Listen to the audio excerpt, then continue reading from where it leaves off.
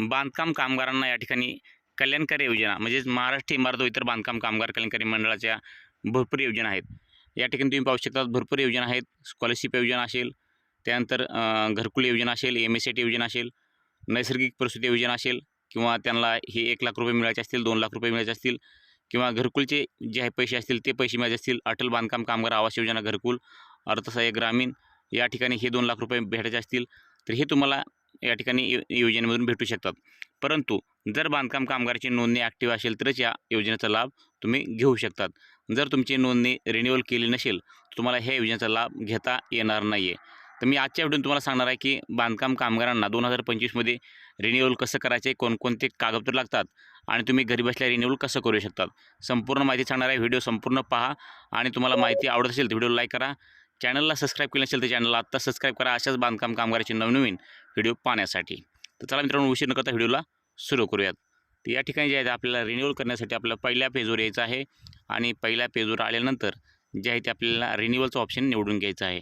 तर रिन्युअलचं ऑप्शन कोणतं आहे या ठिकाणी तुम्ही पाहू शकतात, बांधकाम कामगार ऑनलाईन नोंदणीचे नूतनीकरण करा, बांधकाम कामगार ऑनलाईन नोंदणीचे नूतनीकरण करा हे ऑप्शन या ठिकाणी दिलेलं आहे। तर ह्या ऑप्शनवरती आपल्याला पहिल्यांदा जे आहे ते क्लिक करायचं आहे। तर या ठिकाणी क्लिक केल्यानंतर आपल्यासमोर जे आहे ते एक पेज येणार आहे, ओपन होणार आहे।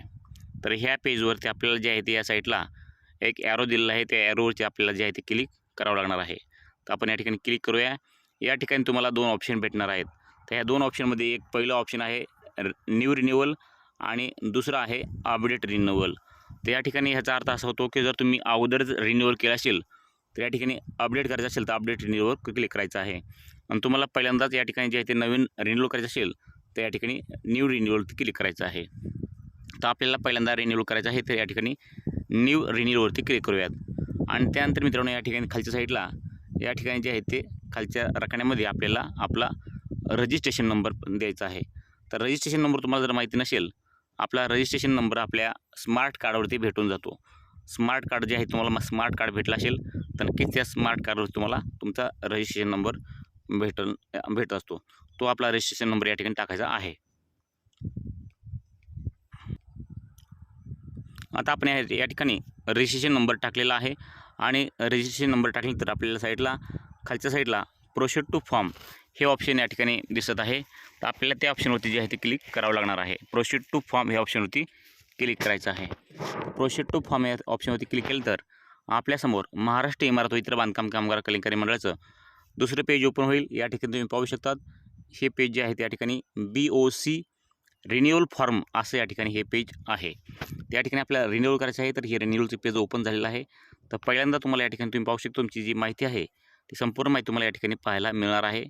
ती म्हणजे तुम्हाला तुमचं जे आहे आधार नंबर, तो आधार नंबर या ठिकाणी तुम्हाला पाहायला भेटेल। त्यानंतर तुमचा रजिस्ट्रेशन नंबर या ठिकाणी पाहायला भेटेल। त्यानंतर तुमची नोंदणीची तिथी काय आहे, इनॲक्टिव्ह आहे काय ॲक्टिव्ह आहे, त्यानंतर तुमचं या ठिकाणी नाव पाहायला मिळणार आहे।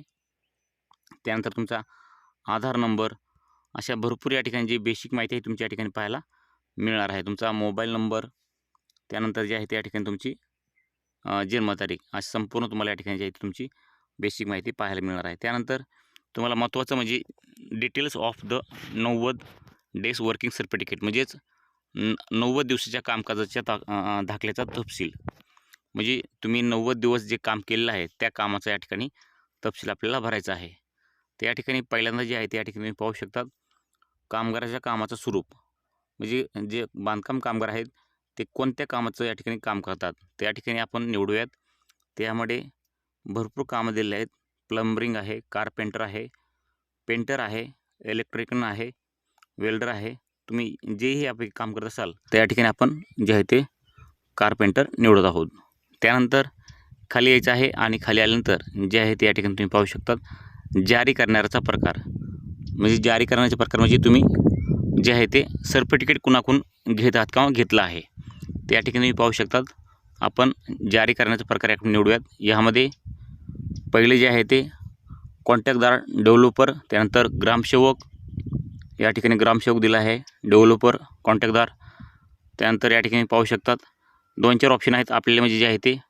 त्यानंतर आहे नाका कामगार, या ठिकाणी आपलं जे आहे ते आपण ग्रामसेवककडून आपण सिलेक्ट करूयात।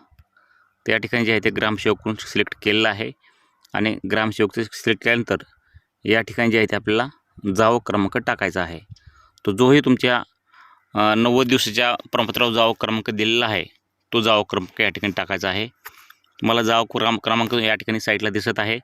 अशा प्रकारे जावक क्रमांक असतो तो जावक क्रमांक आपल्याला या ठिकाणी टाकायचा आहे. जो सरपट्टीकडवर दिसत आहे तुम्हाला 90 दिवसाच्या प्रमाणपत्रावर तोच या ठिकाणी जावक क्रमांक या ठिकाणी टाकायचा आहे. आणि त्यानंतर जावक क्रमांक टाकल्यानंतर या ठिकाणी तुम्ही पाहू शकतात जावक दिनांक टाकायचा आहे. या ठिकाणी जे आहे ते जावक दिनांक या ठिकाणी टाकायचा आहे. जो पण दिनांक त्या ह्याच्यावर दिला असेल तोच दिनांक या ठिकाणी टाकायचा आहे. सरपट्टीकडवर जो दिनांक आहे तोच दिनांक या ठिकाणी टाकायचा आहे, नाहीतर या ठिकाणी प्रॉब्लेम होऊ शकतो.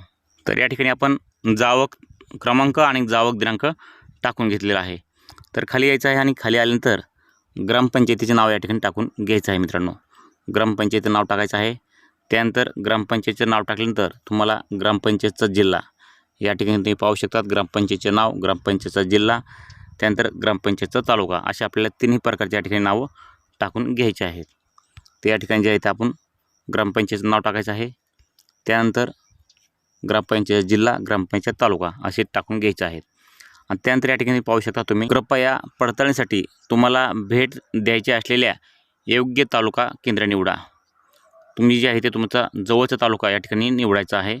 त्या तुम्ही तुमचे जवळचा जो तालुका आहे तो तालुका या ठिकाणी निवडायचा आहे. तुमच्या जवळचा तालुका निवडल्यानंतर खाली यायचं आहे आणि खाली आल्यानंतर तुम्हाला 90 दिवसाचं प्रमाणपत्र जे आहे ते या ठिकाणी अपलोड करावं लागणार आहे. 90 दिवसाचं प्रमाणपत्र तर या ठिकाणी तुम्हाला क्लिक करायचं आहे आणि या ठिकाणी चॉईस फाईलवरती क्लिक करायचं आहे. चॉईस फाईलवरती क्लिक केल्यानंतर तुम्हाला जे आहे तुमच्या या ठिकाणी 90 दिवसाचं जे प्रमाणपत्र आहे ते प्रमाणपत्र या ठिकाणी तुम्हाला जे आहे ते अपलोड करायचं आहे. आणि ते झाल्यानंतर तुम्हाला या ठिकाणी खाली जे आहे ते टिक मार्क करायचे आहे.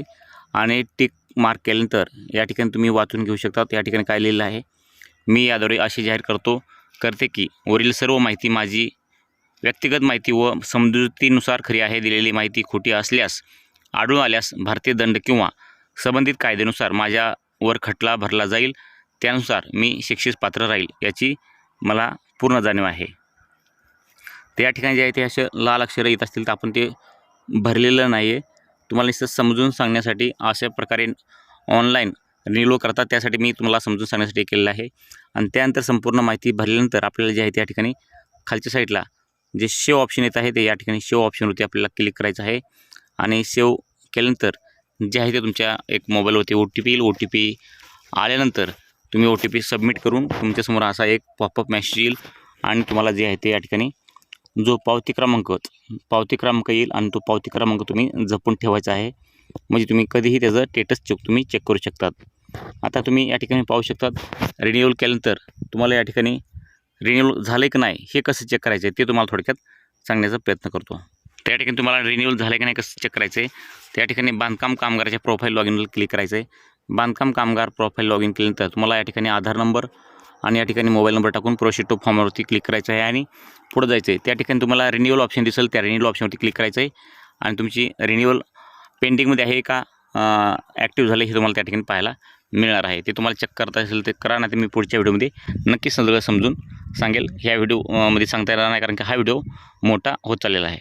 तर मित्रांनो या ठिकाणी बांधकाम कामगाराची 2025मध्ये रिन्यूअल कसं करायचं आहे हे तुम्हाला नक्कीच माहिती समजून आली असेल. माहिती समजली असेल तर व्हिडिओ लाईक करा. तुमच्या मनामध्ये काही प्रश्न शंका अजून पण असतील तर आम्हाला कमेंट करून विचारा.